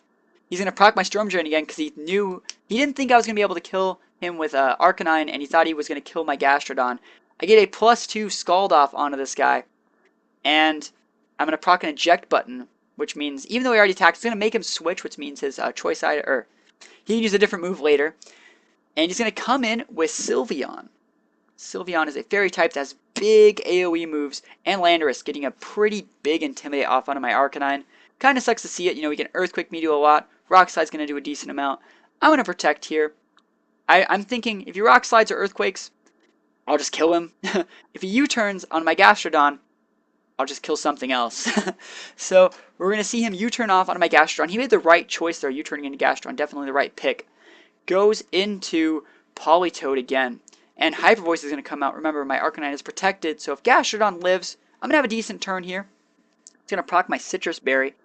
And I think I went for Muddy Water. Muddy Water's going to come out. I'm going to miss with another Muddy Water. I miss with all of them, guys. And Muddy Water's going to come in onto Sylveon. Do about half, because it's boosted by Rain 2. And it's going to get a 30% accuracy drop, which is exactly what I want to see. Starting off the next turn, I'm going to Protect here and go for an Extreme Speed. Remember, I am intimidated, but I'm just doing like a fade away Extreme Speed on the Sylveon. I know he's going to go for like an attack on my Arcanine, but I know that Sylveon can't kill my Arcanine. Hyper Voice is a Fairy type move. Arcanine resists Fairy type moves. So, I feel I'm fine. Extreme Speed was the move I wanted to do. Now that Rain has stopped, I'm going to go for big Flare Blitzes now. And speaking of big Flare Blitzes, I expected him to come back in with this guy, which is like, it was a win-win. Either I kill the Sylveon, or I'm doing about half to this Landorus. So I go for my Flare Blitz here. It's not rating anymore, but I'm double intimidated. So I'm very, very surprised when I see a critical hit happen, because I don't get crits all that often on Battle Spot. And critical hits, as you guys know, do go through stat reductions. So Arcanine's going to actually die to the recoil, but I killed the Landorus, which was huge. And he's stuck Ice Beaming my Gastrodon with his last Pokemon, Politoed. No, he has Sylveon. He has Sylveon. So I'm going to Scald him back. We're just going to hang out Ice Beam Scald Party. And it's here that I send my, he sends a Sylveon out. I think I send out my Rotom here. And you're thinking I can just discharge and win? Probably. I'm going to play the safer bet and go for the Volt Switch here. I didn't know if Volt Switch would kill. It actually left it at 1 HP. But I just switch out, come in with Mamoswine, so I can Ice Shard fade away if I want later. We're going to see his Politoed Ice Beam by Mamoswine. And this battle, one of the reasons I saved it, was just to also show how frail this guy is. This is an AoE move that split. One-shots my Mamoswine after that, like 5% Ice Beam. But I still am going to win the game, guys. Don't worry. I have my Rotom coming back out. You know, the MVP of the team, the sole core of the team. AoE Discharge is going to be enough to take out both of these Pokemon. Sylveon's going to go down. Politoed's going to go down. And, you know, I feel I played a great game. I played these games 3 in a row right before the tournament started. So I'm playing in about the 1700s, which is you know, right at the level where you know exactly what you're doing and the games start becoming a lot more fun. So, yeah, like I said, that's the end of that's all my games that I had to show you guys. Yeah, I felt I played pretty well. I feel a lot better ending the stream on a 3 game win streak on Battle Spot. I am going to start streaming a lot more Battle Spot as the season continues. I just wanted to get these replays out of the way and give you guys a general insight into how I make teams and why I make the moves that I use and why my teams look a little bit different from other players. You generally would assume most people to bring Genies, Metagross, you know, Heatran, stuff like that. I like to play a little bit differently. I'm not like a Pokemon hipster. I just think that, like, I personally think that Heatran is worse than Arcanine right now. Weakness Policy Arcanine, they're never going to see that coming. And like I said, VGC's best of 1. So gotta get that win in there while you still can with Arcanine before I think it's going to be meta, guys. I swear it.